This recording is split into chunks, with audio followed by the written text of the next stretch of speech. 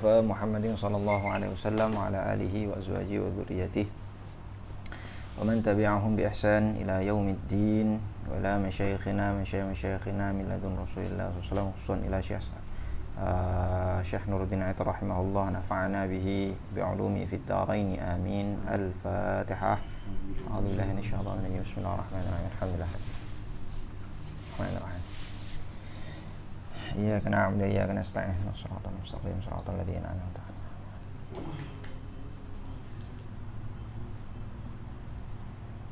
Nggih. Bismillahirrahmanirrahim. Al-faslul 'ishrun i'jazul Qur'an al-Karim. Pasal membahas tentang i'jazul Qur'an, mukjizat Al-Qur'an. Ini salah satu pasal inti dari ulumul hadis, ulumul Qur'an. Membahas mengenai sisi i'jaz dari Al-Qur'an. Artinya di bab ini akan membahas hal-hal seputar benarkah bahwa Qur'an itu dari Tuhan, bukan karangannya Muhammad. Di mana ini termasuk salah satu pembahasan yang disebut oleh ulama kalam al-haqaiq al-kubro.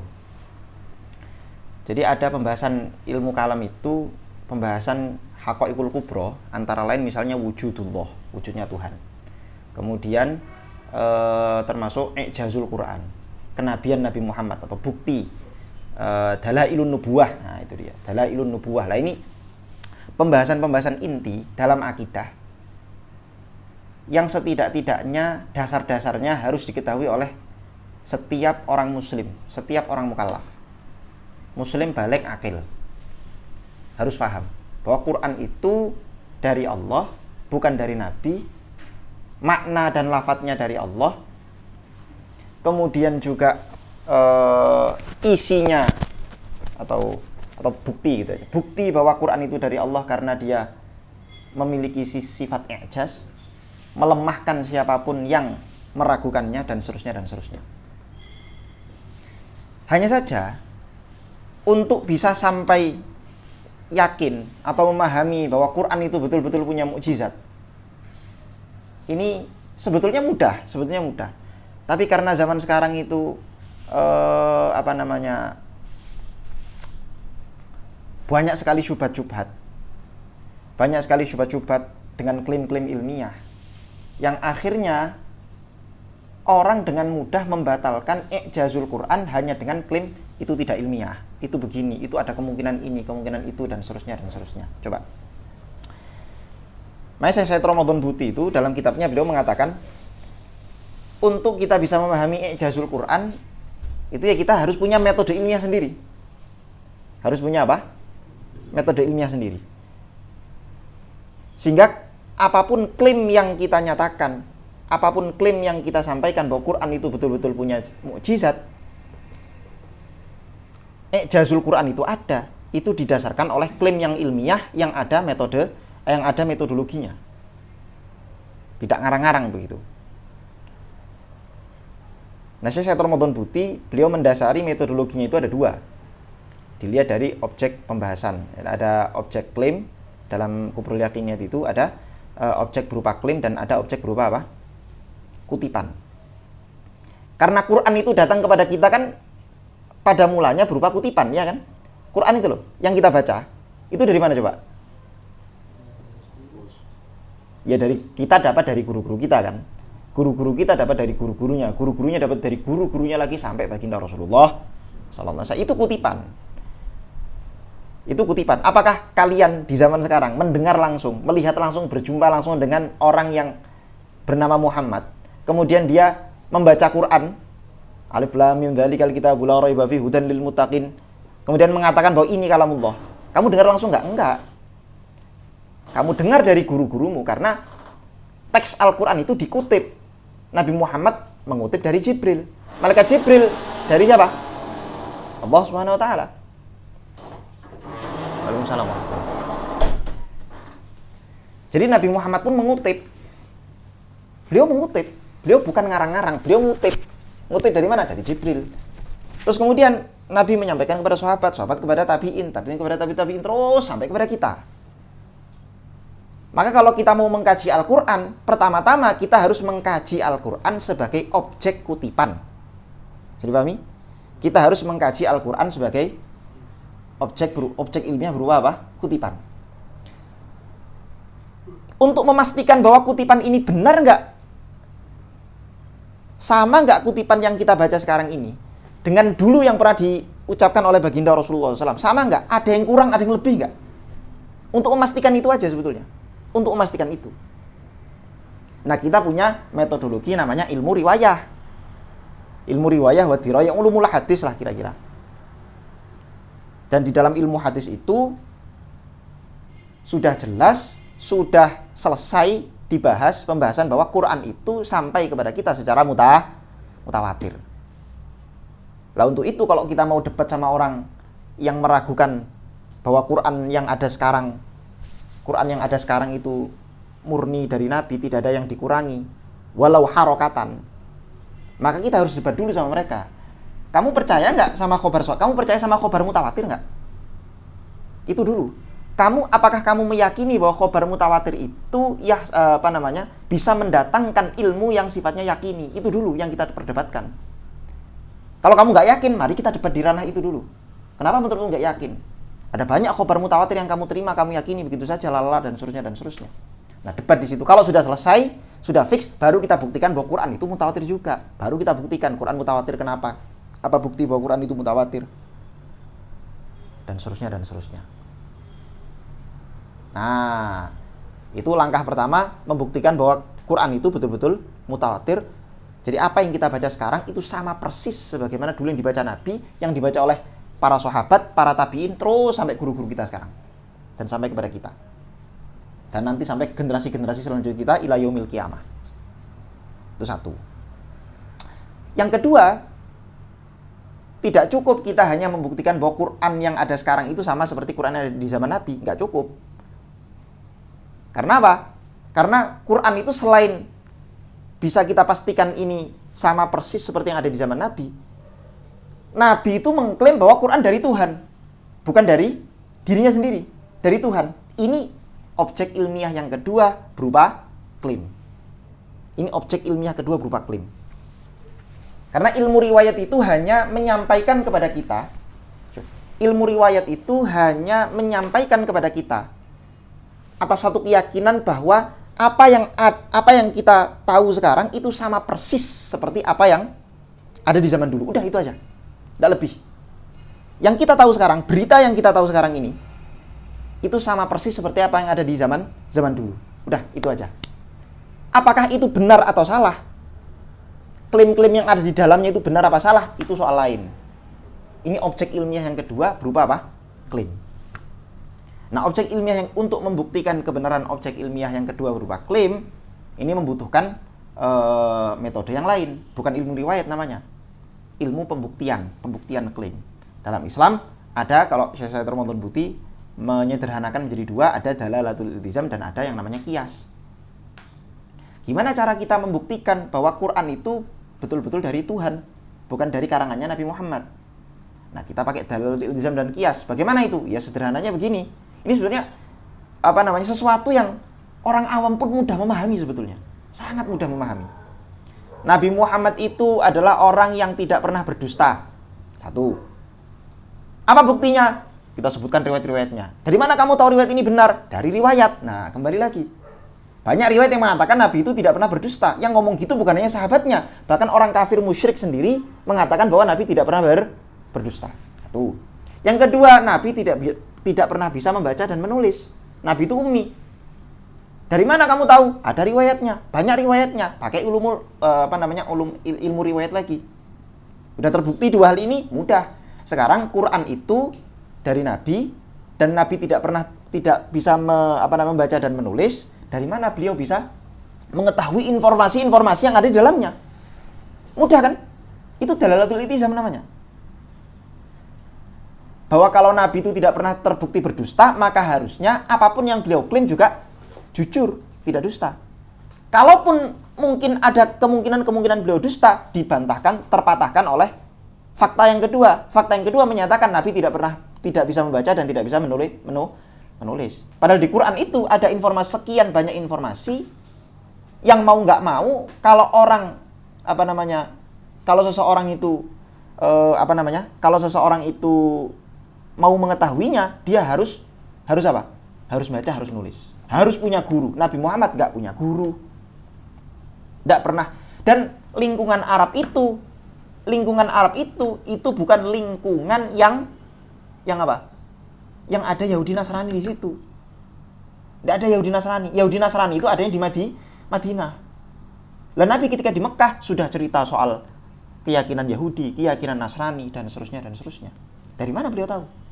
Berita-berita masa depan. Semua ini tadi, cerita Yahudi Nasrani yang Nabi nggak punya guru, kemudian berita masa depan, berita masa lalu, berita masa depan, dan seterusnya. Ini semua disampaikan, diucapkan dengan satu bahasa yang sangat indah, yang bahkan ahli-ahli bahasa sekalipun mengakui keindahannya, dan mereka meyakini bahwa itu bukan syair. Ini lebih hebat dari syair. Orang ahli syair apapun kalah kalau berhadapan dengan keindahan Al-Quran. Lah ini namanya dalalatul iltizam. Kalau memang faktanya ada fakta-fakta semacam ini, itu banyak riwayatnya, bisa kamu cek sendiri. Banyak riwayatnya. Kalau ada fakta-fakta semacam ini, terus didukung dengan fakta yang lain, bahwa Nabi tidak bisa baca, tidak bisa nulis, gimana beliau bisa mengungkapkan hal-hal yang indah yang orang-orang ahli bahasa sekalipun takjub di hadapannya? Maka dua madlul ini menunjukkan, ya ini namanya dalalahnya di sini, menunjukkan satu kebenaran. Kebenaran apa? Kebenaran klaimnya Nabi Muhammad bahwa Quran itu memang bukan dari dia, tapi dari Allah Subhanahu wa taala. Itu dalalatul iltizam. Lah kalau kita tidak berangkat dari sini, kalau kita tidak berangkat dari sini, maka kita nggak bisa memahami ijazul Quran. Nggak bisa. Ini saya kasih contoh. Orang-orang barat itu dia punya satu metode sendiri untuk mengkaji fenomena masa lalu. Coba bayangkan. Jaraknya Nabi Muhammad sama kita itu berapa tahun? 1400, 1500. Oke, 1400, 1500. Berita-berita yang sampai kepada kita saat ini. Berita 1400, 1500 tahun yang lalu yang sampai kepada kita saat ini. Itu disampaikan lewat sanad, betul? Kita punya sanadnya, jelas. Silsilatul rawi yang kita punya sampai kepada zaman Nabi itu jelas, sambung, tidak ada missing link sama sekali. Tidak ada apa? Tidak ada missing link sama sekali. Sehingga kita bisa pastikan kebenarannya. Lah orang barat itu mengkaji satu fenomena, satu kejadian, satu peristiwa jutaan tahun yang lalu tanpa satu perawi pun. Perhatikan. Kamu yakin hari kiamat nggak? Yakin. Kamu yakin dari mana kalau hari kiamat itu ada? Oke, dari Quran. Kenapa kamu percaya Quran? Argumennya seperti yang saya sampaikan tadi kan? Saya yakin kiamat itu ada karena di Quran ada. Loh, kenapa kamu percaya Quran? Argumennya seperti yang saya sampaikan tadi. Pakai dalalatul iltizam dan qiyas. Oke, orang barat coba ditanya. Kamu percaya afterlife nggak? Kamu percaya hari kiamat nggak? Nggak percaya. Kenapa kamu nggak percaya? Karena itu dongeng masa lalu. Oke. Dari mana kamu tahu dongeng masa lalu? Coba perhatikan. Gimana cara mereka menghasilkan satu kesimpulan bahwa akhirat itu adalah dongeng masa lalu. Bukan satu kebenaran. Kebenaran hakikat. Kalau kita tadi meyakini bahwa hari kiamat itu satu kebenaran, hakoik, satu hakikat yang pasti benar, yang kita imani berdasarkan klaim-klaim dan fakta-fakta yang sudah kita paparkan tadi. Orang barat gimana coba? Bagaimana cara mereka membuktikan klaim bahwa akhirat itu fiktif, khayalan masa lalu? Caranya gini. Kami menemukan ada beberapa peninggalan sejarah yang mengejutkan. 70.000 tahun yang lalu. 70.000 tahun yang lalu. Jarak kita dengan Nabi Muhammad berapa? 1400. Dia bilang 70.000 tahun yang lalu. Itu kita menemukan fosil-fosil. Di mana fosil-fosil itu dikubur. Jadi kita menggali satu tanah begitu, ternyata kita temukan itu kuburan. Setelah kita cek fosilnya, itu fosil 70.000 tahun yang lalu. Dan itu memang bisa dicek, itu bisa dicek. Kita nggak mengingkari jarak masa fosil 70.000, enggak, kita nggak mengingkari itu. Yang kita ingkari adalah nanti kesimpulan dia. Oke. Fakta-fakta yang dia beberkan, oke, kita bisa sepakat. Tapi kesimpulan dari fakta-fakta itu kita tidak sepakat. Nanti kita akan sampai. Kita menemukan ada fosil-fosil, tulang belulang yang dikubur 70.000 tahun yang lalu. Dan kita lihat di kuburan mereka itu ada benda-benda senjata-senjata mereka, senjata-senjata yang dulu mereka gunakan sebagai alat berburu. Jadi di dalam kubur mereka ada tengkorak-tengkorak mereka, ada panah mereka, ada belati mereka, pisau mereka, lalala dan seterusnya, ada batu-batuan dan seterusnya. Intinya orang-orang zaman dulu dikubur bersamaan dengan apa? Senjata-senjata yang mereka biasa gunakan untuk berburu. Oke, ini satu fakta, selesai. Ini kita teliti jaraknya 70.000 tahun yang lalu, selesai. Terus ada fakta yang lain. Fakta yang lain kita temukan ternyata 70.000 tahun yang lalu, bertepatan dengan kita temukan fosil-fosil itu adalah terjadi badai dingin yang sangat ekstrim di satu belahan dunia. Oke, ada dua fakta nih berarti kan? Nanti kamu akan lihat betapa absurdnya mereka menemukan dalalatul iltizam dari dua hal ini. Oke. Ada berapa fakta tadi? Dua fakta. Fakta yang pertama tadi, ada fosil-fosil yang dikubur bersama senjata-senjata mereka. Fakta yang kedua, bertepatan di masa itu ada dingin yang sangat apa? Badai dingin yang sangat ekstrim. Akhirnya mereka membuat hipotesa. Oke, hipotesa dari dua fakta ini adalah barangkali, kata-katanya sudah barangkali. Oke, kalau kita kan yakin, Quran yakin, jelas ada riwayatnya, ini jelas ada riwayatnya, mereka barangkali 70.000 tahun yang lalu itu, ketika terjadi dingin yang sangat ekstrim, maka spesies manusia, spesies Homo sapiens itu punah. Sehingga kita temukan memang bisa kita takar spesies Homo sapiens 70.000 tahun yang lalu itu jumlahnya tinggal 40.000 orang. Yang bisa survive di antara 40.000 orang itu bisa dipastikan mereka-mereka yang punya fisik yang sangat kuat. Karena kan mereka bicara semacam ini sebelumnya punya asumsi tentang kebenaran teori evolusi. Teori evolusi itu kan menyatakan bahwa siapapun yang survive itu mereka yang fit. Jadi survival of the fittest. Itu asumsi yang kuat sekali dalam teori evolusi. Survival of the fittest. Siapapun yang survive itu mereka yang paling fit tubuhnya, apapun. Lah yang paling fit di antara orang-orang purba itu adalah orang-orang yang sudah memiliki kapasitas imajinasi yang kuat. Oke. Jadi mereka bayangkan bahwa kan manusia itu kan menurut mereka itu apa? Hasil evolusi dari hewan-hewan purba. Ya bisa kera apapun, pokoknya bukan kera zaman sekarang ya, nenek moyang kera. Kita bisa mengatakan manusia, jadi kita sama simpanse bonobo hari ini itu adalah sepupu. Karena kita berasal dari nenek moyang yang sama. Menurut mereka semacam itu. Oke. Jadi asumsinya adalah Homo sapiens yang survive adalah mereka-mereka yang sudah bisa berimajinasi. Hidupnya bukan cuma sekedar berburu saja, tapi mereka bisa berimajinasi. Kenapa? Karena imajinasi itu penting. Imajinasi itu yang membuat manusia satu sama lain bisa hidup berkelompok, sehingga mereka bisa mencari makan bersama, mereka bisa ini bersama, lalala dan seterusnya. Nah, apa yang terjadi di zaman itu? Sudah mulai ngarang-ngarang nih. Sudah mulai asumsinya sudah mulai lebar. Apa yang terjadi di zaman itu? Yang terjadi di zaman itu adalah karena imajinasinya sudah kuat, mereka sering bermimpi. Mereka bermimpi bertemu dengan orang-orang saudara-saudara mereka yang sudah mati, orang tua mereka yang sudah mati, kemudian anak-anak mereka, siapapun yang sudah mati. Mereka mimpi ketemu orang-orang yang sudah mati ini. Nah, mereka belum tahu konsep mimpi itu seperti apa. Jadi kamu bayangkan ada orang yang belum tahu, yang belum kenal konsep mimpi sama sekali, tiba-tiba dapat mimpi. Yang kira-kira mereka pikirkan apa coba?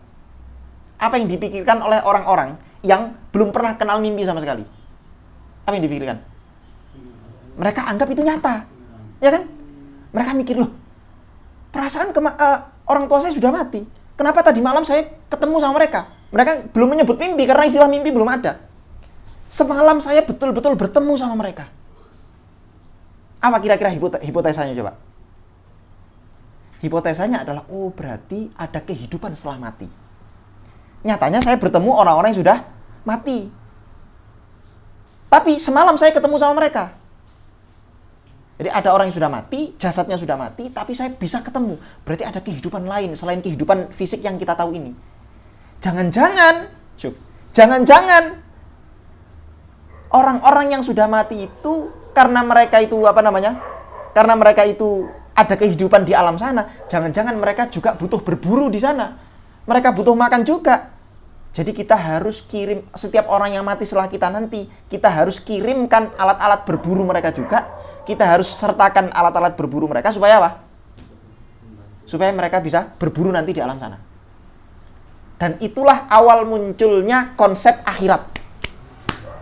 Coba, gimana coba? Gimana coba?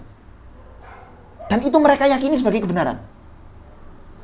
Jadi mereka nih orang-orang ateis yang yakin dengan teori evolusi, itu nganggep orang-orang seperti kita itu percaya sama mimpi. Akhirat itu hanya mimpi nenek-nenek moyang saja. Dari mana mereka tahu? Itu tadi dalalatul iltizamnya. Jadi dalalatul iltizam yang mereka buat adalah ada dua fakta. Satu, terjadi musim dingin di masa lalu sehingga mereka hidupnya yang survive hanya yang fit-fit saja. Kemudian ada ditemukan fosil-fosil bersama dengan senjata. Dari situ terus dalalatul iltizamnya jauh sekali. Gimana coba? Terus mereka anggap itu yang paling masuk akal.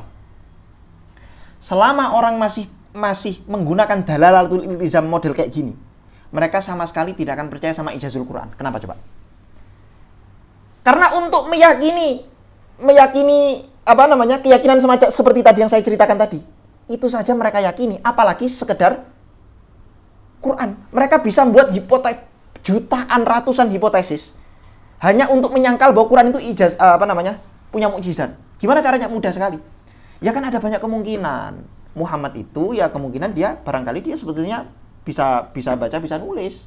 Kemungkinan dia punya guru lain tapi dia nggak pernah cerita. Kemungkinannya ini, kemungkinannya itu, kemungkinan ini, kemungkinan itu. Bisa nggak? Sangat ada kemungkinan nggak? Jadi kalau selama mereka masih pakai dalalatul iltizam yang sifatnya luzum ghairul bayyin, kan dalalatul iltizam kan ada 3. Ada luzum bayyin, ada 2. Luzum bayyin, ghairul bayyin. Bayyin ada 2, ada bayyin bimaknal a'am, ada bayyin bimaknal akhas. Terus ada ghairul bayyin. Ghairul bayyin ini bisa sampai mana-mana. Lah selama mereka masih pakai ini, iltizam ghairul bayyin ini. Yang ghairul bayyinnya itu sebenarnya sudah ghairul bayyin. Enggak jelas banget karena terlalu jauh. Selama mereka masih pakai metode itu, mereka tidak akan pernah mengimani ijazul Quran. Kenapa? Sangat mudah bagi mereka untuk memunculkan asumsi-asumsi lain selain bahwa Quran itu betul-betul karam Allah. Mudah bagi mereka. Loh, baru cuman 1400 tahun yang lalu. Lah ini loh, mereka loh, 70.000 tahun yang lalu aja bisa membuat asumsi-asumsi liar. Nggak ada perawi, nggak ada riwayat sama sekali. Cuman berdasarkan 2 fakta. Terus asumsinya kemana-mana. Itu saja mudah bagi mereka, apalagi Quran.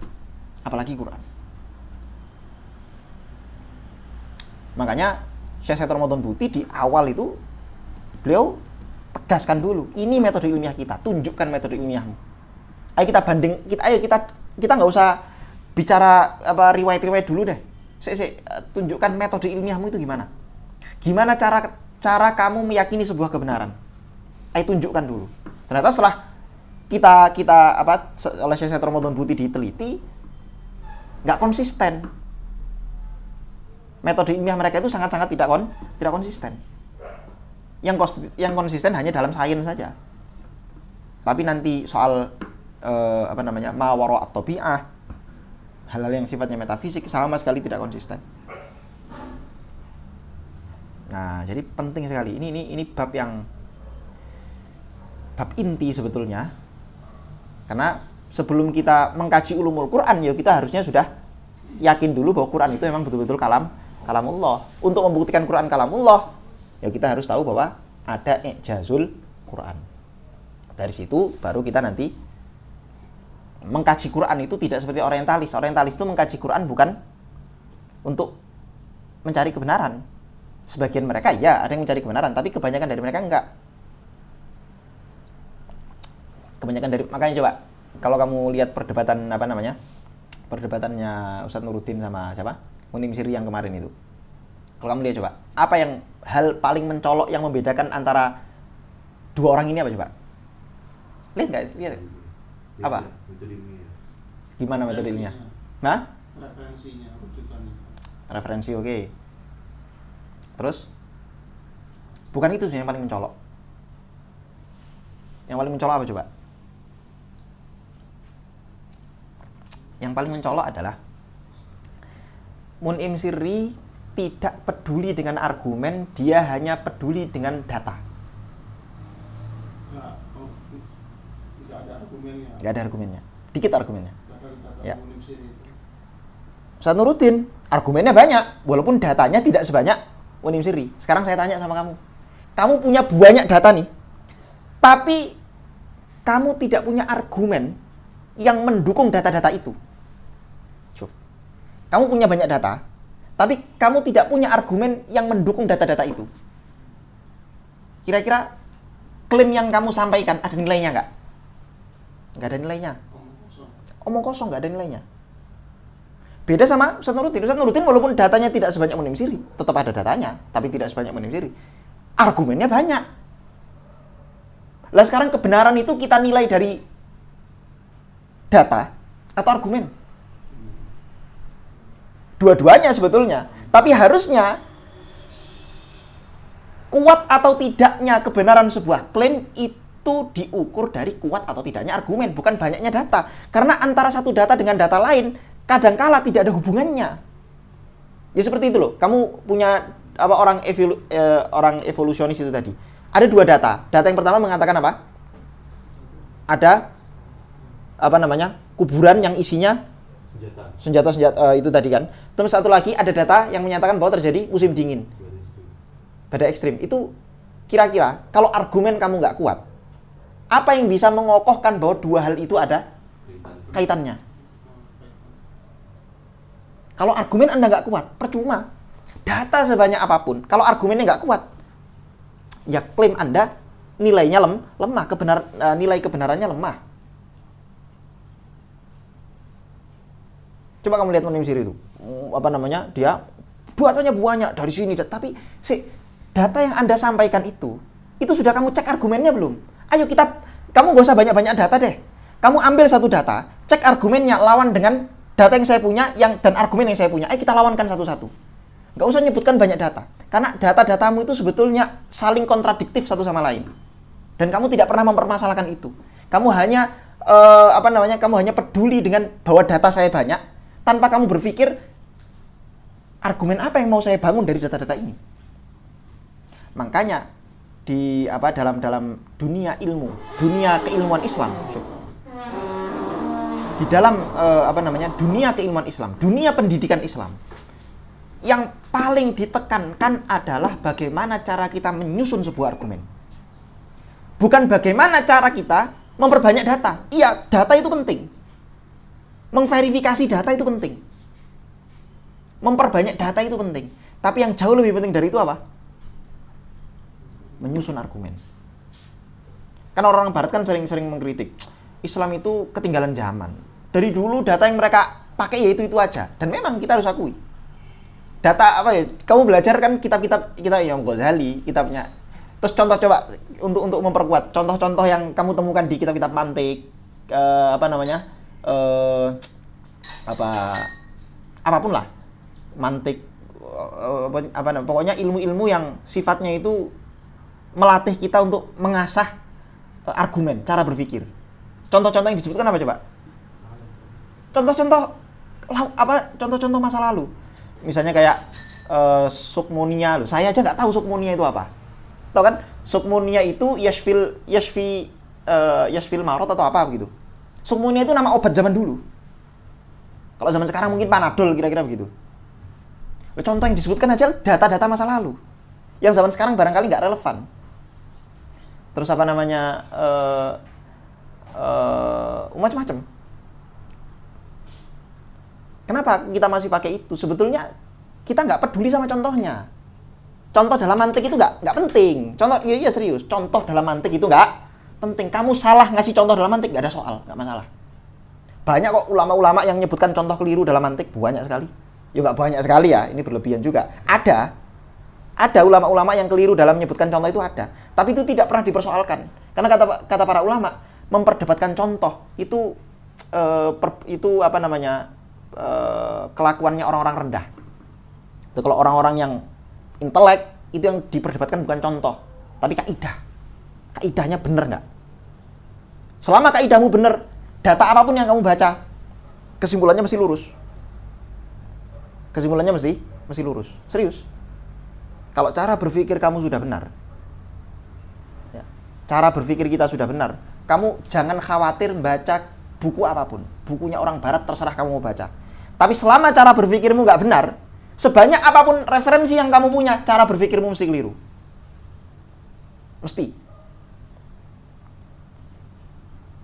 Makanya ya kita perlu penting bagi kita untuk memperkuat ilmu apa? Ilmu alat. Penting. Dan jangan dianggap bahwa ilmu-ilmu alat itu sudah ketinggalan zaman kayak mantik, adabul bahthi. Jangan dianggap sudah ketinggalan zaman. Enggak, siapa bilang ketinggalan zaman? Paham sampai sini? Allah, yes, kita malah belum masuk ke kitabnya. Oke. Al-faslu, jadi itu ya. Untuk kita bisa meyakini ijazul Quran, kita harus punya metode ilmiah. Kita harus punya apa? Metode ilmiahnya seperti apa ya? Yang seperti saya terangkan tadi. Seperti yang dijelaskan oleh Syekh Said Ramadan Buti dalam kitabnya Kubul Yakiniyat. Itulah metode ilmiah. Kalau nggak gitu, kita akan sulit, bukan akan sulit sebetulnya. Kita nggak bisa menerima ijazul Quran. Karena orang akan terus bertanya, kenapa nggak ada kemungkinan bahwa Nabi Muhammad itu pernah ketemu sama guru tapi dia nggak ngaku? Loh kan dia jujur ya, orang jujur kan bisa jawab. Kalau kemungkinan gini ya, kebenaran itu bukan gini, satu kesimpulan yang dihasilkan dari metode ilmiah yang benar tidak bisa dilawan hanya dengan kemungkinan-kemungkinan. Ini kaidah penting. Saya ulangi. Satu kesimpulan yang dihasilkan dari metode ilmiah yang benar tidak bisa dilawan hanya dengan kemungkinan-kemungkinan. Kamu bisa lawan kesimpulan itu dengan metode ilmiah kuat, kokoh yang sama. Selama kamu nggak punya metode ilmiah yang kokoh, data-data yang jelas, maka kamu tidak bisa melawan itu dengan kemungkinan-kemungkinan. Bisa dipahami? Ini berlaku pada semua hal. Dalam sains juga sama. Ayo sekarang coba, misal teori evolusi itu tadi, yang saya ceritakan tadi, itu kemungkinan-kemungkinannya banyak nggak? Misalnya mereka berkesimpulan, dari semua keterangan saya tadi, kesimpulannya adalah akhirat itu mimpi. Akhirat itu mimpi. Terus kita bantah mereka. Kenapa nggak ada kemungkinan yang lain? Jangan-jangan mereka emang orang yang mati itu sebelum mati dia berpesan bahwa saya pengen mati membawa alat-alat saya. Kenapa kok kamu simpulkan semacam itu? Kenapa nggak ada kemungkinan lain? Apa kira-kira jawaban mereka? Ya ini kemungkinan yang paling masuk akal. Kemungkinan yang paling masuk akal. Jadi kita tidak bisa membantah satu kesimpulan ilmiah hanya dengan kemungkinan-kemungkinan. Kesimpulan bahwa Quran itu mukjizat, betul-betul dari Allah, berdasarkan metode ilmiah yang sudah kita bangun, itu tidak bisa diruntuhkan begitu saja hanya dengan orang tiba-tiba ngomong kemungkinan Muhammad dusta. Kemungkinan Muhammad itu apa? Kemungkinan Muhammad belajar sama orang lain tapi dia nggak ngomong. Kemungkinan dia ini, kemungkinan dia itu. Kemungkinanmu itu ada datanya nggak? Selama kemungkinan kamu nggak ada datanya, nggak saya terima. La ibrata bih, la yultafatu ilaihi. Nah, orang barat sering pakai gitu. Mereka membantah ini data-data dan argumen-argumen yang dimiliki umat Islam dengan bermodal kemungkinan. Dengan bermodal kemungkinan. Padahal ilmu apapun tidak akan bisa berdiri kalau kita fokus hanya dengan kemungkinan-kemungkinan. Gravitasi itu nggak akan kita temukan kalau kita selalu meragukan apapun yang sudah kita temukan. Kita sudah menemukan satu kaidah nih. Oh ternyata misalnya yaitu gravitasi itu ya. Kalau ada benda bermasa dilempar ke atas nanti jatuh ke bumi karena ada gravitasi, gaya tarik menarik. Kalau kita ragukan itu, maka kita nggak akan bisa kalau kita serang itu dengan jangan-jangan kemungkinannya jangan-jangan bukan karena gravitasi ini kan. Jangan-jangan karena hal lain, kamu nggak bisa membantah teori gravitasi hanya dengan kemungkinan. Kamu harus datangkan teori kuat yang sama. Boleh membantah gravitasi nggak apa-apa. Einstein itu bantah gravitasi yang dimodelkan oleh Newton, nggak bantah semua ya. Tidak meruntuhkan teori Newton, nggak. Teorinya Isaac Newton itu masih kepake selama ente masih memijakkan kaki di dunia, itu masih berfungsi teorinya Newton, sangat akurat. Tapi ketika kamu sudah ke matahari misalnya, kamu mau hidup di matahari lah, itu baru teori gravitasinya Newton itu agak meleset dikit. Kalau kamu sudah ke black hole, nah itu hancur itu dah teorinya Newton. Tapi selama kamu masih hidup di dunia, itu teorinya Newton masih kepake. Artinya apa? Kamu boleh membantah satu teori, asalkan kamu datangkan teori lain, tidak hanya kemungkinan yang kamu pakai. Kamu datangkan apa? Data dan argumen yang kuat. Sebagaimana Einstein dia mendatangkan data dan argumen yang kuat, sehingga teori Einstein bisa berhadapan-hadapan langsung dengan teori Newton. Lah sekarang kamu membantah ijazul Quran. Kami punya data, kami punya argumen, ada metode ilmiah yang kami punya. Sekarang kalau kamu mau melawan ini semua, tunjukkan datamu, argumen ilmiahmu, bagaimana metode ilmiahmu, tunjukkan kepada saya. Jangan cuman kemungkinan ini, kemungkinan itu. Enggak, kami. Kalau cuman kemungkinan, mohon maaf. Dan selama ini belum ada satupun orang barat yang punya metode ilmiah yang jelas dengan data yang akurat, dengan susunan argumentasi yang kokoh membantah teori ijazul, nggak ada. Semuanya kemungkinan. Jangan-jangan Muhammad itu epilepsi, jangan-jangan dia gangguan jiwa, jangan-jangan ini, jangan-jangan itu, dan seterusnya. Terus kamu katakan itu ilmiah. Itu yang kamu anggap ilmiah. Makanya Syekh Ramadan Buti marah bener ketika Allah. Paham ya? Bisa dipahami kan? Oke. Al-mu'jizah fi istilah ulama tauhid hiya amrun khariqun lil 'adah makrunun bit tahaddi ma'adamil mu'aradah. Apa itu mukjizat? Mukjizat menurut ulama tauhid adalah amrun khariqun lil 'adah. Sesuatu yang di luar kebiasaan. Khariq itu artinya membakar. Adah kebiasaan, membakar kebiasaan. Maksudnya apa? Di luar kebiasaan. Biasanya yang namanya tongkat itu kalau dibuat mukul air ya sudah. Air yang terpukul ya air di area situ. Nggak mungkin ada satu tongkat memukul lautan terus lautannya terbelah. Adatnya nggak mungkin begitu. Tapi mukjizat melawan adat itu. Nah, gitu loh. Makrunun bitahaddi, tapi bukan hanya apa? Bukan hanya khariqun lil 'adah, karena amrun khariqun lil 'adah itu bukan hanya mukjizat. Sihir itu khariqun lil 'adah enggak? Iya juga. Ada orang perutnya kemasukan paku. Terus dia bilang saya nggak pernah makan paku, tapi kenapa di perut saya ada paku? Itu khariq lil 'adah nggak? Khariq lil 'adah juga. Yang namanya paku kok ada di dalam perut, harusnya dia makan. Kok tiba-tiba ada, itu khariqun lil 'adah. Apalagi? Sihir-sihir itu loh. Apa dan? Terbang. Nah, Zidane tiba-tiba nikah dapat sama dapat sama anaknya Raja Salman misalnya. Cewek, cuantik segala macam. Itu khariqun lil 'adah enggak? Khariqun lil 'adah itu jelas. Itu kalau enggak susuk itu ya rada-rada mustahil. Nah, itu sihir dan amrun khariqun lil makrunun bitati. Nah, bukan hanya khariqun lil 'adah, mukjizat itu makrunun bitahaddi, disertai dengan tantangan. Kalau kamu bisa berbuat seperti yang saya buat, nah, berarti klaim saya batal. Itu tantangan namanya. Lah kalau sihir tidak disertai dengan tantangan. Makrunun bitahaddi ma'a adamil mu'aradah, dan tidak ada yang bisa melawan tantangan itu. Itu syaratnya. Syarat disebut mukjizat semacam itu. Kalau sihir, ada nggak penyihir-penyihir yang nantang? Ayo kalau kamu bisa berbuat seperti yang saya buat. Nah, ada nggak? Nggak ada. Kalaupun maksudnya gini, maksudnya nggak ada itu biasa harusnya sihir itu dikaitkan dengan satu kebenaran yang dia pegang. Jadi misalnya bukti bahwa saya adalah nabi, saya bisa berbuat semacam ini. Kalau kamu bisa membatalkan perbuatan saya yang khariqun lil 'adah ini, maka klaim saya batal. Ada nggak penyihir yang seperti itu? Nggak ada. Ada penyihir yang mengklaim sesuatu yang besar, yang klaim itu diragukan banyak orang, terus dia mendatangkan sihirnya untuk dipercaya. Terus sihirnya itu tidak ada yang bisa melawan. Tidak ada. Sihir itu bisa dicontoh semua orang kok. Oke. Wa yutlaqu 'alal mu'jizat dalailun nubuwah wa 'alamun nubuwah. Nah, kadang yang namanya mukjizat itu disebut juga sebagai dalailun nubuwah atau 'alamun nubuwah, tanda-tanda kenabian. Wa nahwu dzalik dan yang semacamnya. Wa hadhil alfadz idza summiyat bi ayatul anbiya kanat adalla 'alal maqsud min lafdzil mu'jizat.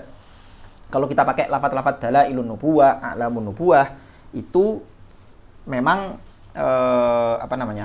kalau kita pakai itu sebagai ayatul anbiya, tanda-tanda kenabian, itu lebih menunjukkan atau lebih cocok, lebih pas dibanding kita menyebutnya sebagai mukjizat. Artinya begini. Tongkatnya Nabi Musa membelah lautan, itu mukjizat atau dalailun nubuwah? Ya dua-duanya sebetulnya, dua-duanya. Itu ya mukjizat, ya dalailun nubuwah. Tapi yang lebih pas pakai yang mana coba? Dalailun nubuwah sebetulnya. Yang lebih pas pakai dalailun nubuwah. Bukti bahwa dia memang betul-betul nabi. Udah itu aja. Bukti bahwa dia betul-betul nabi. Nah, kata beliau, walaupun bisa juga kita pakai nyebutnya mukjizat dan memang mukjizat. Tapi karena alasan inilah walihada lam yakun lafdzul mukjizat maujudan fil kitab wala fi sunnah. Karena alasan inilah kata-kata mukjizat, istilah mukjizat itu enggak ada di Quran dan tidak ada di dalam hadis. Wa inna ma fi lafdzul ayah, dalam Quran itu hanya ada lafaz ayah, bayyinah, burhan, seterusnya dan seterusnya. Al-farqu bainal mukjizah wal karamah wa sihr. Lah ini penting ini. Apa bedanya antara mukjizat, karomah dan sihir? Kalau karomah itu dimiliki para wali. Ada wali yang mengklaim Mi'raj 70 kali. Nabi aja Mi'raj cuman sekali. Lah ini ada wali mengklaim Mi'raj 70 kali. Lah itu benar enggak itu? Lalu apakah dengan begitu si wali ini lebih hebat dari Nabi? Lah itu akan dibahas. Terserah ente mau percaya apa enggak ya. Maksudnya percaya dengan apa? Karomah itu. Karena mengingkari karomah itu enggak kafir. Hanya suul adab aja. Atau maksimalnya ente dosa gitu aja. Kalau memang ini bisa panjang nih, tapi enggak apa, karena ini penting. Kalau memang terbukti orang yang punya karomah itu tadi, terbukti dia orang alim, orang soleh, perbuatannya tidak pernah melanggar syariat, ya, perbuatan nggak pernah melanggar syariat, sesuai dengan syariat, dan dia soleh, terus dia punya karomah, kok kamu ingkari karomah itu, kamu dosa, kamu bisa dosa.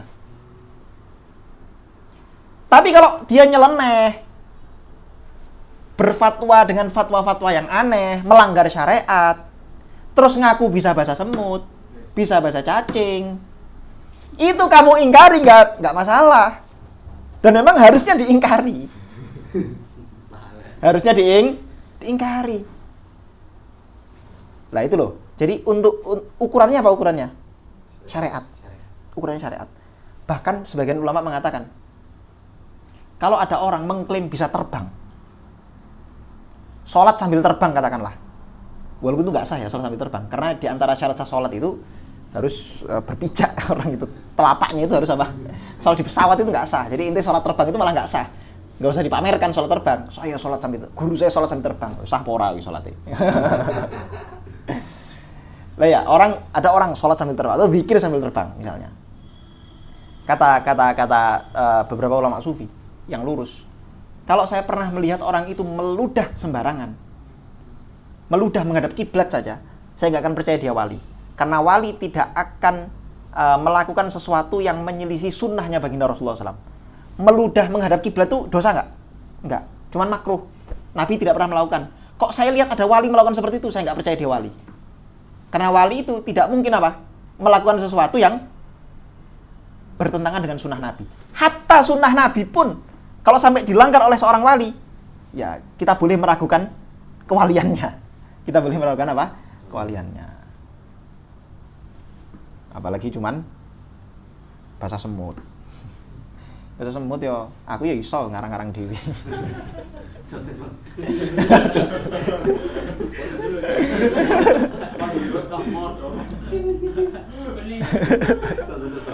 Apalagi dia mukjizatnya apalagi dia?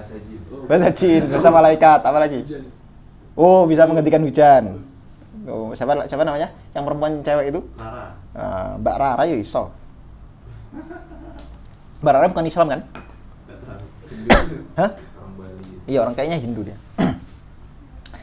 Allah waqad yukrimullah ta'ala ba'du awliyaihi wal minal muttaqin al-abrar. Allah Subhanahu wa taala telah memberi karunia kepada sebagian wali-walinya, kekasih-kekasihnya al-muttaqin yang mereka orang takwa. Al-abrar yang orang-orang lurus.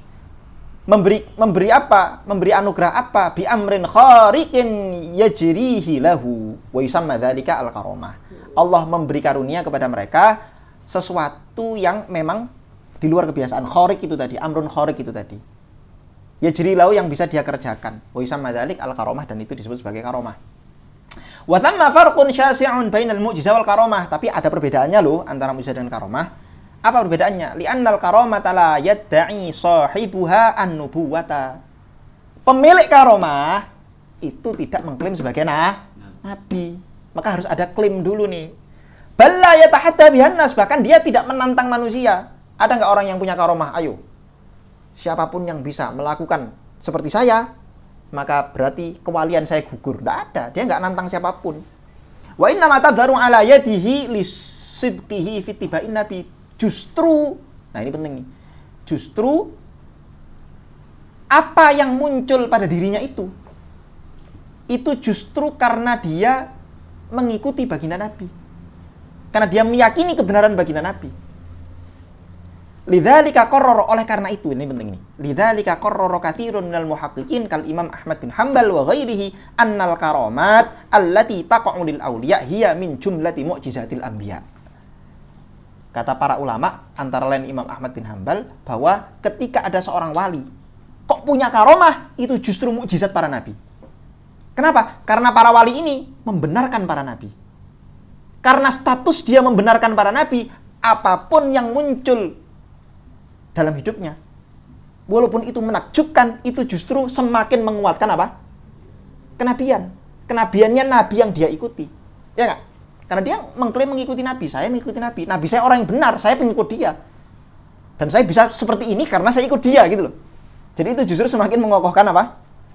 Mukjizat para nabi. Wa hadza haqqun wa shawab, dan ini pendapat yang benar. Li'anna haula'il abrar maka nataqu lahum hadhil khawariq laula i'tisamuhum bittiba'il haqqi lin nabi sallallahu alaihi wasallam. Karena yang namanya mereka para wali-wali itu, orang-orang baik itu, tidak akan mungkin mereka memiliki hal-hal yang sifatnya khawariq lil adah kalau bukan karena mereka itu i'tisam, berpegang teguh mengikuti kebenaran, mengikuti baginda Rasulullah sallallahu alaihi wasallam. Wa qiyamuhum bid'awati, dan mereka senantiasa mengajak kepada kebenaran itu. Fakanatil karamah lahum mu'jizatan lin nabi sallallahu alaihi wasallam, maka karamah yang dimiliki mereka itu menjadi mukjizat bagi para nabi, bagi Nabi Muhammad. Wa min thamma taqarrarat hadhil qaidah, oleh karenanya muncul satu kaidah yang berbunyi kullu karamatin liwaliyin mu'jizatun linabiyhi. Setiap karamah yang dimiliki seorang wali itu menjadi mukjizat bagi nabinya. Wa hadza yubayyinu lana anna syaratal karamah lil wali sidqul ittiba' lin nabi sallallahu alaihi wasallam lakin laisa min syarti al ismah. Oleh karenanya jelas bagi kita bahwa syarat karomah itu benar-benar karomah yang menunjukkan bahwa dia wali. Apa? Sidqul ittiba' lin nabi. Dia betul-betul mengikuti nabi. Hanya saja lakin laisa min syarti al-ismah. Tidak disyaratkan wali itu maksum, tidak disyaratkan dia terhindar dari dosa. Bisa saja wali itu berdosa, sangat-sangat mungkin. Sangat mungkin. Dia bukan nabi kok. Dia bisa saja berdosa. Fa innal waliyya qad yaqau fil ma'siyah, karena kadang seorang wali itu apa? Terjerumus ke dalam maksiat. Asal maksiatnya itu bukan maksiat yang sampai kekufuran loh ya. Yang sampai sesat, enggak. Kalau sampai kesesatan, kita enggak meyakini dia wali. Ammal anbiya faqad asamahumullah ta'ala, kalau para nabi ya jelas mereka sudah apa? Maksum, dijaga oleh Allah. Wa ammas sihru, sekarang sihir. Fahuwa ab'ad syai'in 'anil mu'jizah awil karamah. Kalau sihir itu jauh berbeda dari mukjizat dan karamah. Wa in kana qad yaqau fihi gharaib, gharabah wa ajaib. Meskipun memang kadang-kadang, bukan kadang, sihir itu nampak aneh, nampak menakjubkan, tapi sesungguhnya kalau kita lihat-lihat sihir itu jauh atau berjauh berbeda dari mukjizat dan karamah. Lakinnahu yaftariqu 'anil mu'jizah wal karamah min aujuhin katsirah. Nah, perbedaan yang membedakan antara sihir, mukjizat dan karomah itu ada beberapa hal, banyak sebetulnya. Tadharu fi syakhsis sahir wa fi amalis sihri. Yang mana perbedaan itu bisa kita lihat nampak pada pribadi si penyihir itu atau amalan-amalan, perbuatan-perbuatan yang dilakukan oleh si penyihir tersebut, amal-amal sihirnya itu. Apa misalnya perbedaannya? Famimma yaftariqu bihi sahir 'anil wali rukubu matnil fiski wal isyan. Di antara yang membedakan adalah si penyihir itu dia berbeda dari wali. Si penyihir itu dia yang melakukan kefasikan dan kemaksiatan.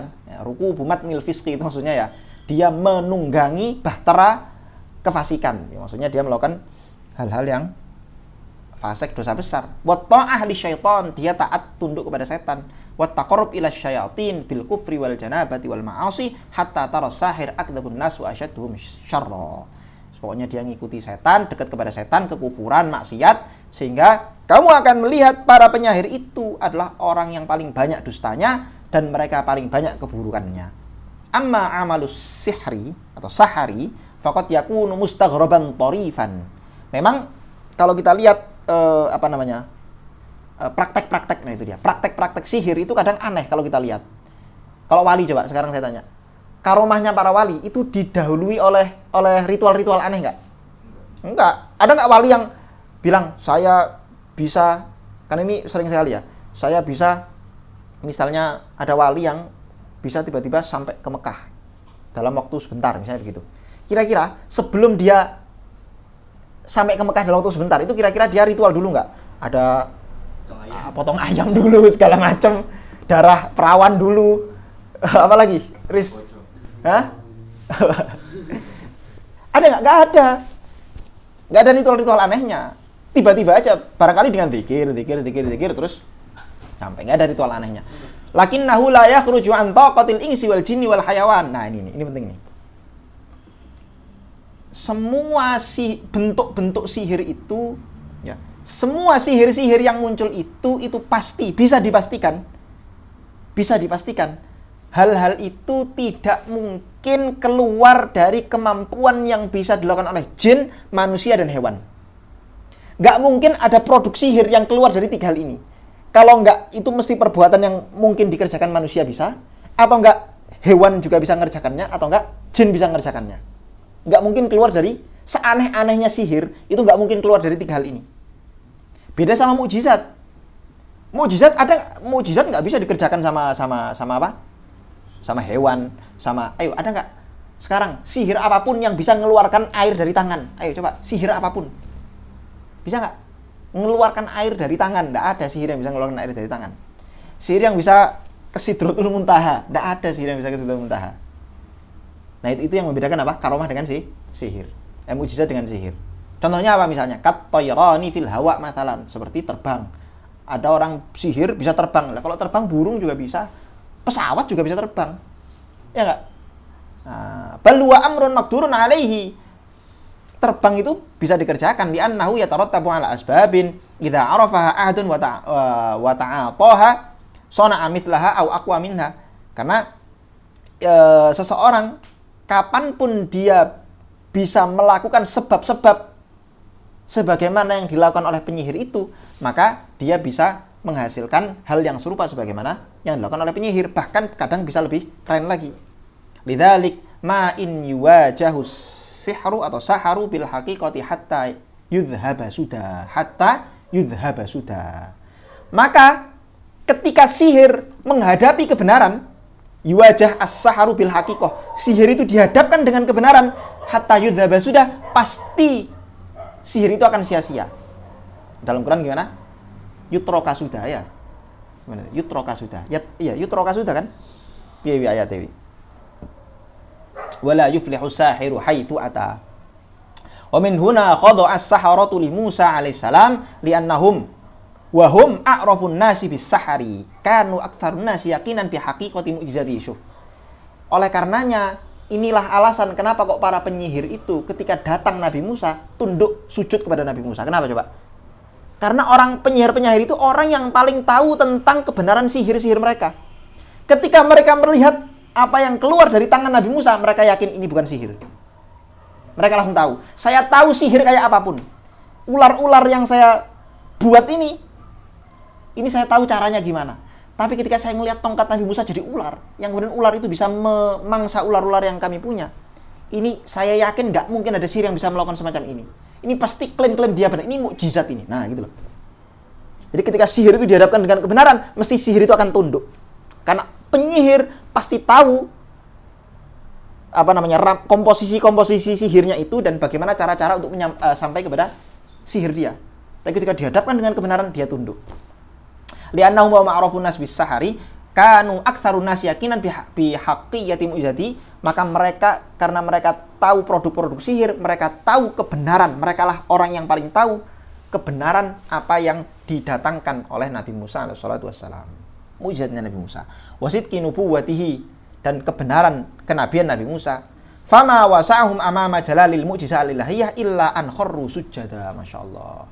Sehingga tidak ada lagi pilihan yang mereka punya ketika berhadapan dengan keagungan mukjizat ilahiyah yang ada di hadapan mereka, kecuali apa? Kecuali kharru sujada, tunduk sujud kepada Nabi Musa. Wa qalu, dan mereka mengatakan, amanna bi rabbi Harun wa Musa. Kami iman kepada Tuhannya Harun dan Tuhannya Nabi Musa. Oke, Allahu a'lam bishawab. Ada yang mau ditanyakan? Berarti sihir tetap amrun khariqun lil adah, cuman bedanya dia nggak akan keluar dari tokoh ins. Ya, di antara bedanya begitu. Dan yang paling inti sebenarnya di awal itu tadi, diiringi dengan tantangan, diiringi dengan satu klaim tantangan, yang mana tantangan itu kemudian tidak ada yang bisa membantahnya. Itu intinya. Kalaupun para penyihir-penyihir ini, penyihirnya Nabi Musa itu, kalaupun dia menantang, ayo coba Musa, lawan sihir kami, kami tantang kamu lawan sihir kami. Dilawan sama Nabi Musa, ternyata kalah, berarti terbukti batal. Tapi kalau mukjizat disertai tantangan dan ternyata tantangan itu tidak ada yang bisa mengalahkan. Contoh sihir zaman sekarang tuh apa? Ya banyak. Zidan yang tahu biasanya. Praktek-praktek sihir. Sebenarnya pawang hujan tuh bukan ya? Bisa jadi. Oh, bisa jadi. Bisa jadi. Bisa jadi itu bagian dari sihir. Bisa jadi. Tapi yang namanya menghentikan hujan itu ya itu bisa kan hujan itu dari mana toh? Dari awan kan? Awan yang secara sains loh. Kan awan, karena awan itu berisi air-air. Jadi kalau mau menghentikan hujan sebenarnya bukan menghentikan, memindah hujan. Jadi hujannya dipindah, jangan ke tempat itu gitu loh. Lah memindahkan awan itu bisa nggak dilakukan oleh misalnya jin atau siapa? Bisa aja. Jangankan jin, manusia lo bisa. Bukan hanya menghilangkan hujan, merekayasa yang asalnya hujan jadi hujan bisa nggak? Bisa, ada alatnya sekarang. Ada alatnya. Jadi kalau nggak salah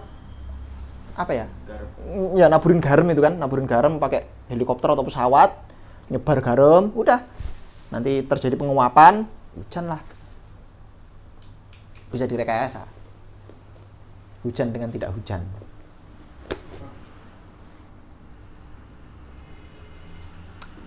Jadi yang mengingkari karomah itu dosa itu dijelasin di silsilahnya video wali Nasir Syekh mengingkari karomah itu dosa.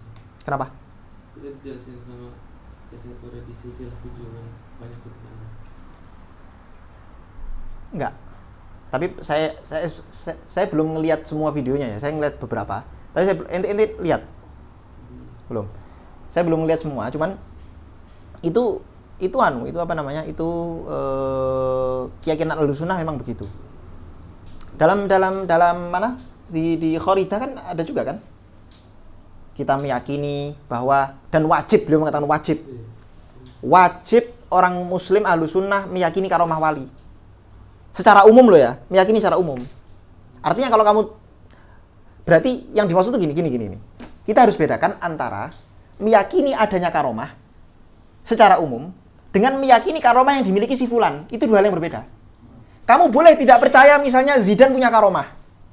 Misal katakanlah Zidane jadi wali segala macam terkenal lalala dan seterusnya, terus dia murid-muridnya bilang guru saya yang namanya Kiai Haji Zidan Samudra itu punya karomah. Misalnya begitu. Apa karomahnya? Jalan di atas air, lalala, misalnya begitu. Katakanlah. Kamu boleh mengingkari karomahnya Zidan. Wah, saya tahu Zidan kayak apa, dia teman saya sendiri. Enggak mungkin dia punya karomah. Misalnya begitu. Enggak mungkin dia punya karomah semacam itu. Kamu boleh ngingkari dan itu tidak dosa. Tapi kalau kamu ngingkari keseluruhan mukjizat, saya meyakini tidak ada mukjizat siapapun walinya dia tidak punya mukjizat, karomah. Siapapun walinya saya yakin dia tidak punya karomah. Lah itu kamu dosa. Dosa atau kufur? Hah? Itu dosa atau kufur? Enggak kufur, dosa. Enggak sampai kufur, hanya dosa. Karena itu wajib. Ini ranahnya bukan ranah akidah yang sifatnya ma'luminatin bid-darurah, enggak sampai kufur, hanya dosa. Karena Allah sendiri yang banyak mengatakan banyak menyatakan itu bahwa kalau orang itu dekat denganku maka faqumtu sam'ahul ladzi yubsiru bihi wa yadahul ladzi yamshi wa yadahul ladzi yabtishu biha wa rijlahul ladzi yamshi biha fa in sa'alani la'u'tiyannah wa in ista'adani la'u'idannah. Kalau misalnya seorang hambaku itu dekat denganku mengerjakan amal-amal sunnah, maka aku akan berkahi indranya, telinganya, matanya, tangannya, kakinya. Apapun yang dia minta saya berikan. Apapun yang dia minta perlindungan saya berikan. Artinya kalau wali doa, ya Allah saya pengen hujan sekarang ya Allah. Sudah lama gak hujan, saya pengen engkau turunkan hujan sekarang. Terus tiba-tiba Allah datangkan hujan. Ya itu karomah. Bagian dari karomah. Ya Allah saya pengen ke Mekah gak punya duit ya Allah. Celing. Tapi saya kalau misalnya zaman sekarang ya, misalnya ada orang bisa kayak, katakanlah ada orang bisa kayak gitu. Itu terus nanti mereka dicek visanya gak ya? Ya? Tapi ini baik. Iya, walaupun dari, tapi masa nggak dicek? Kan ke naik-naik bis. Iya, naik-naik bisnya yuk. Misalnya di Arafah. Dari Arafah kan yang haji kan paling penting apa coba? Di Arafah kan? Wukuf di Arafah. Lah masuk Arafahnya itu kan bukannya di ini. Dicek. Udah beli tas nih, Bang. Hah? Udah beli tas nih. Udah dapat tas sekalian tas lengkap. Lengkap ya? Musdalifah benar. Include. Siap. Jadi karomahnya bisa mendatangkan Barang. barang gitu ya. Bisa mendatangkan cap dari menteri sekalian. Jadi pas ada polisi bagi-bagi tasnya, Tiba-tiba dapat. Gini ya, itu dilema itu. Itu enggak gini. Ketika ini satu dilema fikih sebetulnya. Dilema fikih ini makanya kadang antara sufi dengan ahli fikih itu kadang agak berseteru. Gara-gara seringkali hal-hal yang dianggap sebagai karomah itu tadi melawan kaidah-kaidah fikih. Contohnya misalnya, ketika karomah itu bersinggungan dengan muamalah, hal yang kaitannya dengan muamalah, yang mana dalam fikih ada aturannya, itu terus mau kamu anggap itu karomah, barokah dari Allah, atau itu dia mendapatkan sesuatu tidak dengan caranya secara zalim. Contoh misalnya, sering kali dengar ada orang, ya salah satu dari kawan saya, senior saya, dia bilang dia mondok di Pakistan. Dia bilang gini, saya itu pernah merasakan pertolongan Allah langsung, nusratullah secara langsung. Gimana itu bentuknya? Jadi suatu ketika waktu saya lagi di pondok, saya nggak punya duit. Saya nggak punya duit. Orang tua saya entah lupa ngirimi, entah apa, pokoknya orang tuanya nggak ngirimi lah, 2 bulan berturut-turut atau bagaimana gitu. Dan saya nggak punya duit sama sekali, kelaparan, betul-betul kelaparan. Akhirnya saya minta doa sama Allah, nangis-nangis, segala macam, nangis-nangis. Macam-macam, pokoknya banyak amalan-amalan yang dia kerjakan lah. Sampai dia udah nggak tahan lagi, terus dia, bismillah, saya bawa ATM saya ini ke, dia tahu ATM-nya itu kosong, dia tahu ATM-nya kosong itu dia tahu. Tapi dia bawa ATM ini ke tempat ngambil duit.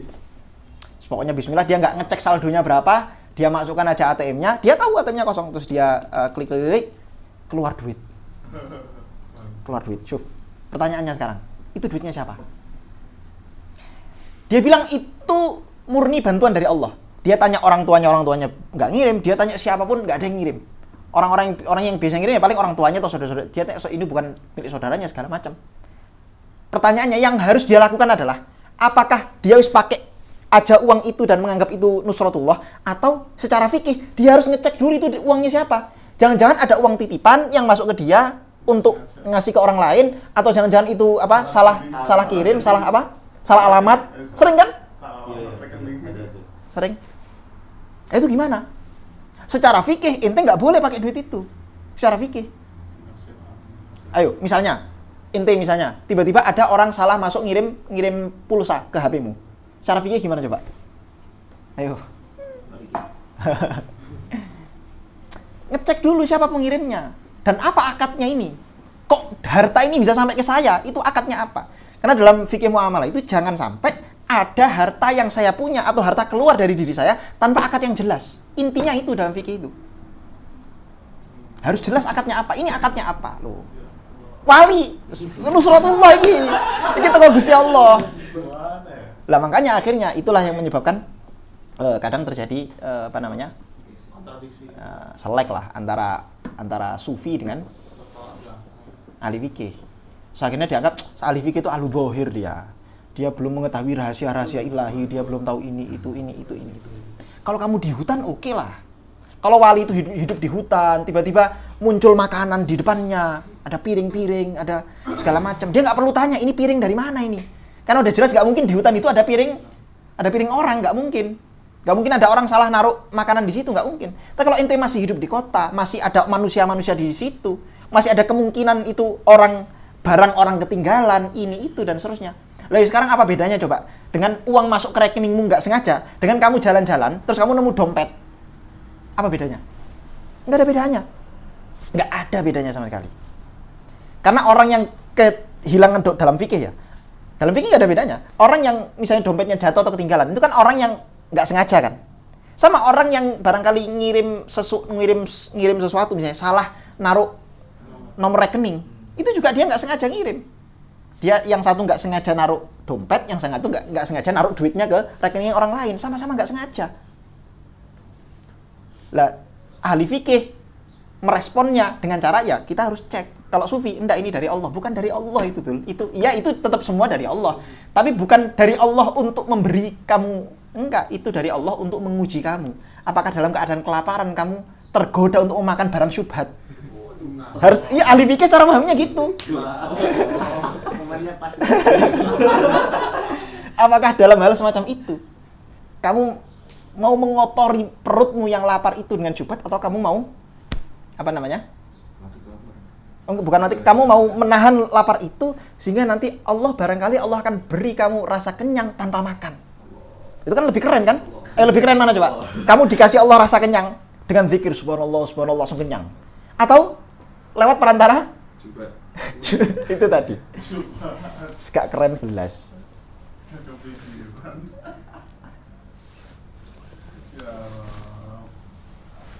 Allahu a'lam. Tapi seperti itu bisa disebut karomah, Pak? Enggak, saya nggak yakin itu karomah. Apakah harus karomah itu berlurus dengan syariat? Oh iya, jelas. Jelas, itu sangat jelas sekali.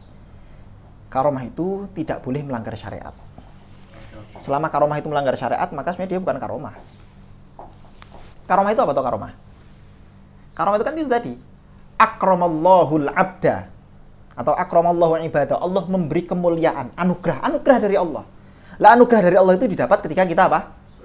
Taat kepada perintah-perintahnya. Taat kepada syariat-syariatnya. Termasuk syariat Allah itu adalah apa? Muamalat yang benar. Iya kan? Lah kalau kamu muamalatmu keliru, terus kamu merasa bahwa itu bagian dari karomah Allah, orang dulu itu karomah, salah paham. Itu kesalahpahaman Anda. Makanya repot.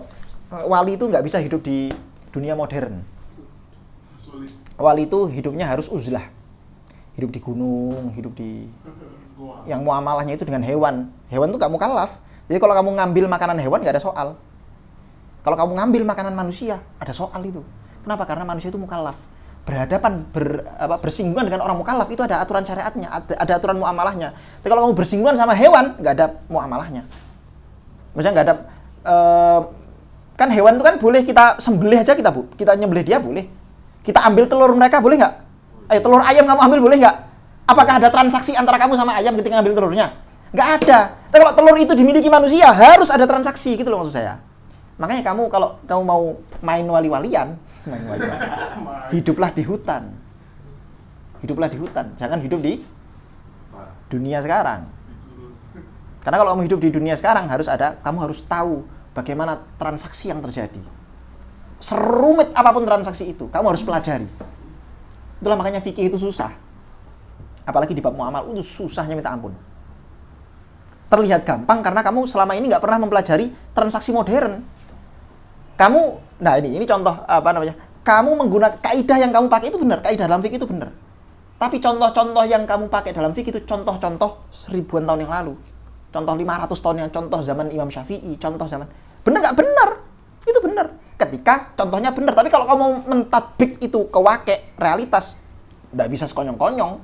Kamu harus pelajari dulu realitas itu gimana. Bank itu, transaksi di bank itu sesungguhnya itu bagaimana. Apa akad ketika kamu menyimpan duitmu di bank itu akadnya apa? Terus ketika kamu narik itu akadnya apa? Itu harus jelas.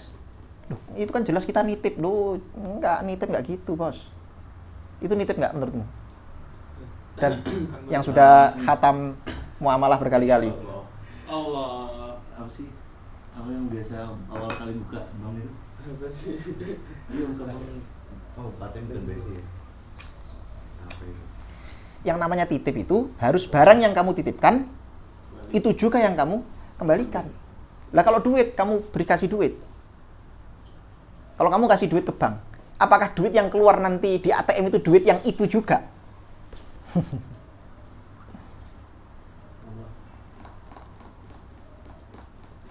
Ada yang bilang, oh ini berarti ngasih hutang, kita menghutangi bank. Kita sesungguhnya memberi hutangan kepada bank, terus begini. Bank itu ketika didirikan, konsepnya itu bukan minta utangan, dia justru yang ngasih utangan sama kita sebetulnya. Ya nggak? Kalau kamu tahu proses berdirinya bank itu. Bank itu kan berdiri bukan, malah bahas fikih. Ya pokoknya gitulah ya. Mufhum? Mungkin pas awal kali bilang kayak ada pilihan akad awal tabungan tuh, Bang. Mudharabah Ya. atau apa gitu. Di bank muamalah, di bank syariat, bank yang syar'i semacam itu. Selalu ada pilihan. Rata-rata mudharabah yang biasanya. Berarti akadnya mudharabah. Ya kalau kamu sejak awal setuju akad mudharabah, ya mudharabah.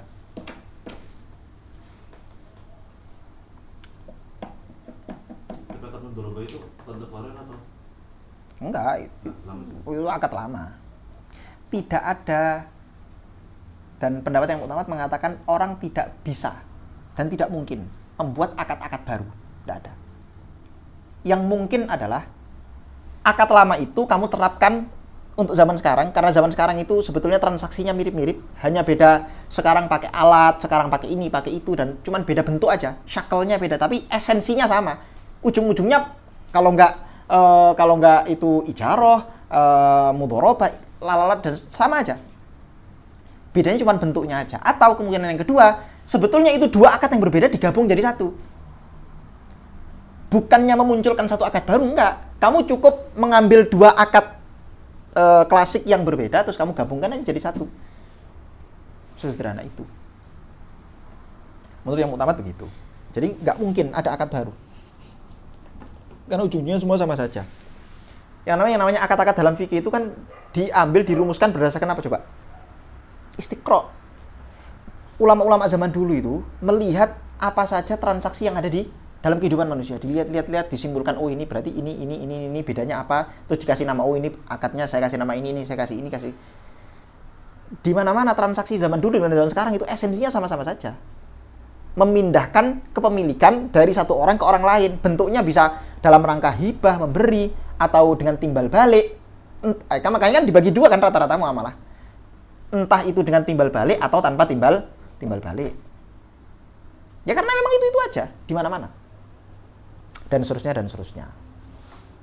Dan ini menjadi bukti bahwa ulama Islam itu zaman dulu cerdasnya luar biasa. Tidak ada satupun cendekiawan barat yang bisa merumuskan hukum sedetil ulama-ulama Islam. Tidak ada sama sekali. Ulama Islam itu detail sekali dalam merumuskan hukum-hukum fikih itu. Kalau kamu bedah itu satu persatu hukum kitab-kitab para ulama yang bahas tentang fikih itu, kamu akan takjub luar biasa. Kamu bandingkan dengan hukum-hukum yang di barat, lah, tidak ada apa-apanya. Bahkan hukum di barat itu kan sebetulnya juga transferan dari hukum-hukum Islam juga sebetulnya. Allahu a'lam. Nah, itu bagian dari mukjizat itu. Itu bagian dari mukjizat. Itu bagian dari mukjizat. Mukjizat Al-Qur'an. Yang mengilhami ulama-ulama ini membuat hukum-hukum itu apa coba? Quran dan hadis. Mereka terilhami untuk membuat hukum yang begitu rumit dari Quran dan hadis. Maka kerennya karya-karya mereka itu menunjukkan apa? Mukjizat Quran itu sendiri. Mukjizat Quran itu sendiri. Dan itu biasanya dalil-dalil mukjizat semacam ini, bahwa Islam itu punya hukum yang komprehensif segala macam, itu lebih meyakinkan orang-orang barat untuk percaya bahwa Islam itu agama yang benar daripada kamu menunjukkan bukti mukjizat Al-Quran pakai cara-cara ulama-ulama klasik. Mereka lebih tertarik hatinya untuk mempercayai Quran itu, Islam itu agama yang benar dengan lewat pendekatan semacam ini. Quran itu membahas tentang praktek muamalah semacam ini. Quran membahas kehidupan sosial itu semacam ini. Quran itu orang akan semakin takjub. Iya juga ya. Zaman dulu mana mungkin orang kepikiran praktek bersosial, berwarga negara, hubungan antara penjual dengan pembeli, hubungan antara ini dengan itu dan sebagainya. Sekompleks ini di zaman dulu nggak mungkin. Loh, kita aja baru kepikiran zaman sekarang kok, mereka sudah zaman dulu. Nah, ya orang itu bakal lebih orang barat ya, bakal lebih tertarik mukjizat Quran yang model-modelnya begini. Daripada Quran itu bahasanya indah. Nggak mungkin Nabi Muhammad itu begini. Itu mereka kurang tertarik. Allahu a'lam. Penemuan sains itu tertarik paling di abad-abad modern. Sekarang udah nggak terlalu tertarik orang. Karena sains sendiri berubah-ubah. Sehingga itu justru bisa jadi senjata makan tuan. Bisa jadi senjata makan tuan. Karena dulu ketika misalnya, ini bisa dulu ya. Kamu kalau baca bukunya Cressy Morrison namanya. Dia orang Nasrani. Dia punya buku membuktikan keberadaan Tuhan. Membuktikan keberadaan Tuhan. Di mana argumen yang dia pakai saat itu adalah munculnya alam semesta lewat teori dua bintang. Jadi ada dua bintang yang saling bertabrakan, kemudian muncul dunia. Ketika zaman teori itu dipercaya, ada orang muslim bilang, "Wah, Quran itu sudah ada punya teori tentang itu juga, tentang dua bintang yang saling bertabrakan, kemudian muncul alam semesta." Di Quran ada juga. Mereka pakai dalil dari Quran juga. Tiba-tiba muncul teori baru, yaitu Big Bang. Muncul juga orang Islam. Quran juga bicara Big Bang. Loh. Masalahnya gini, antara teori dua bintang dengan Big Bang itu dua hal kontradiktif. Kalau misalnya Quran bicara tentang teori dua bintang plus Big Bang, loh ini. Nah, makanya sebetulnya menunjukkan mukjizat Quran lewat penemuan-penemuan sains itu agak berbahaya.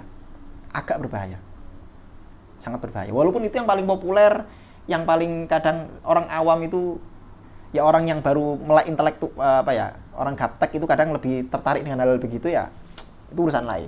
Lebih banyak cocok lagi. Iya, makanya. Teori bumi datar, bumi bulat, itu kamu cari di Quran ya mesti nemu-nemu aja. Padahal esensinya bukan itu sebetulnya. Walaupun kita tidak mengingkari bahwa banyak juga kok penemuan-penemuan saintis, dan di Quran itu sangat eksplisit, jelas sekali, nggak mungkin bisa dibantah. Kalau kayak teori Big Bang, teori dua bintang, itu memang agak multitafsir lah, memang secara ayatnya sendiri multitafsir, dan itu bisa dimungkinkan semua. Tapi ada ayat yang misalnya wadih sekali. Contohnya apa? Pertumbuhan janin. Itu wadih sekali. Pertumbuhan janin itu.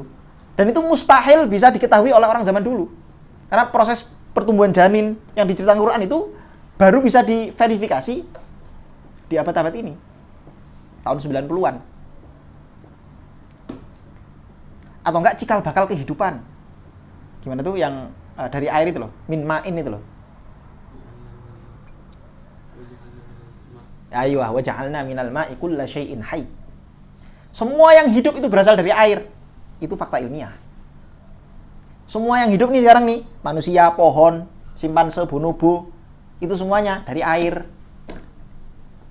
Mau kamu pakai teori evolusi, nggak pakai teori evolusi, semua menyatakan bahwa seluruh kehidupan di alam semesta ini dari air, kehidupan dari air. Itu sudah dipastikan, pasti itu. Karena maka itulah alasan kenapa tidak ada kehidupan di luar planet bumi. Yang tidak ada air, nggak mungkin ada kehidupan.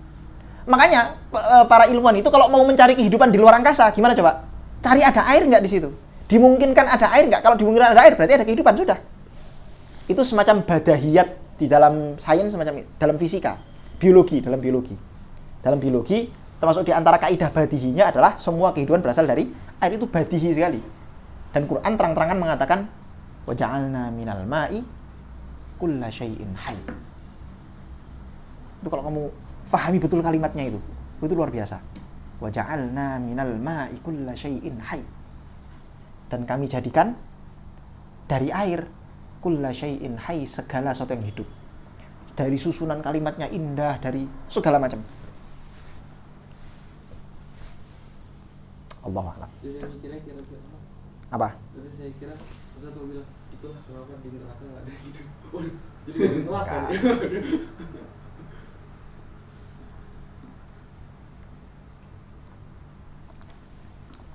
Dah? Ada yang tekan?